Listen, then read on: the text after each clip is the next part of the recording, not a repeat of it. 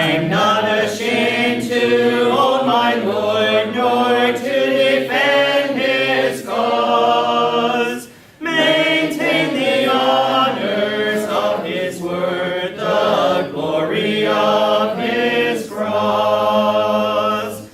Hello, I'm James Brown, and on behalf of the Eastern Church of Christ located in Toronto, Canada, I'd like to welcome you to today's edition of Walking Through the Bible, a podcast where we seek to study the Bible and the Bible alone.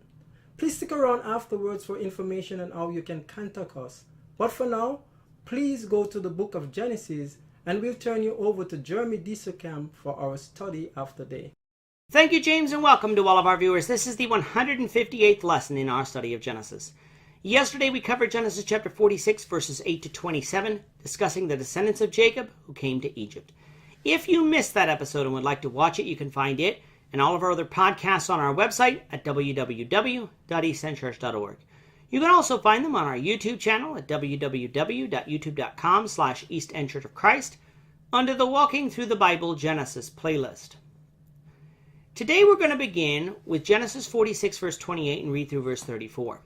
The text that you'll see on the screen is from the English Standard Version, but you're welcome to follow along with any version that you have. So let's now read Genesis 46, beginning at verse 28.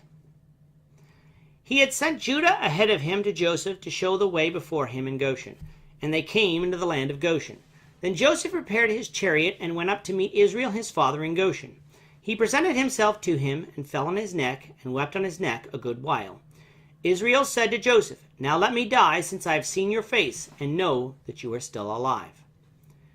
Joseph said to his brothers and to his father's household, "I will go up and tell Pharaoh, and will say to him, My brothers and my father's household, who were in the land of Canaan, have come to me. And the men are shepherds, for they have been keepers of livestock, and they have brought their flocks and their herds, and all that they have. When Pharaoh calls you and says, What is your occupation? You shall say, Your servants have been keepers of livestock from our youth even until now, both we and our fathers, in order that you may dwell in the land of Goshen, for every shepherd is an abomination to the Egyptians." In this chapter we find Jacob and his family coming down from Canaan to Egypt. The reason they were coming to Egypt was because there was a great famine throughout the entire region, and Joseph had told them to come down to Egypt so that they would not die.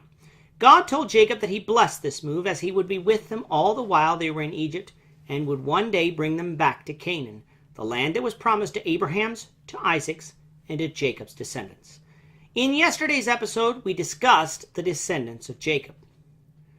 We noted that all in all, the size of Jacob's family in Egypt was numbered at 70, a small number compared to the number that would leave in the time of Moses.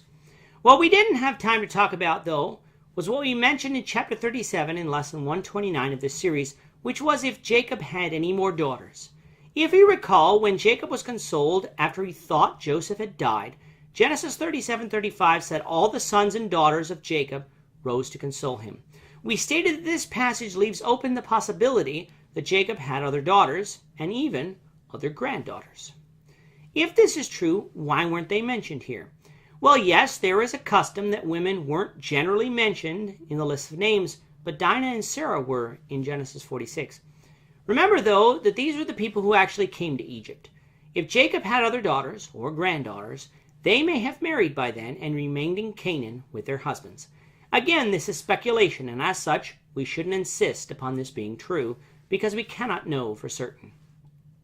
From today's reading, we find that Judah came to Joseph in order to find the way to Goshen. Why was Judah leading here? Why not Reuben, the firstborn?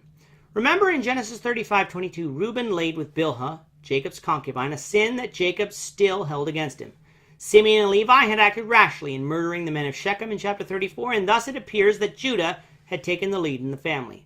It was Judah that finally convinced his father to allow Benjamin to accompany them to Egypt, and it was Judah who offered himself as a substitute when it appeared that Benjamin would become Joseph's slave. That Judah would rise to prominence here is fitting, seeing as how his tribe would eventually be the kingly tribe, the tribe through whom Jesus would come. When Joseph met his father, he went and fell on his neck and wept. It had been 22 years since he was sent out by his father to check on his brothers, and now they get to meet again. Jacob, having seen Joseph alive, says that he is now ready to die. However, from reading the rest of Genesis, we will find that Jacob would live another 17 years in Egypt, quite a few more years to be with a son that grew up without him. Joseph then tells his brothers that he will go and tell Pharaoh that they've arrived safely. He instructs them to tell Pharaoh, when asked their occupation, to say that they and their father have been shepherds from their youth. This was to ensure that the Israelites would be given Goshen, a separate land in Egypt, for Egyptians viewed shepherds as an abomination. With that, our time is up for today. Please join us, Lord willing, tomorrow when we will continue our study of Genesis, beginning with Genesis 47, verse 1. Thank you, Jeremy. And to our viewers, we also thank you for watching. Don't forget to subscribe to our YouTube channel by clicking on the subscribe button below. Should you have a question or comment, please leave them below or email them to answerintheword@gmail.com. We'll try to respond to you as quickly as we can. We hope you'll join us, the Lord willing, tomorrow when we will be continuing on our study of the book of Genesis. Goodbye for now and have a great day. I'm not ashamed to own my Lord, nor to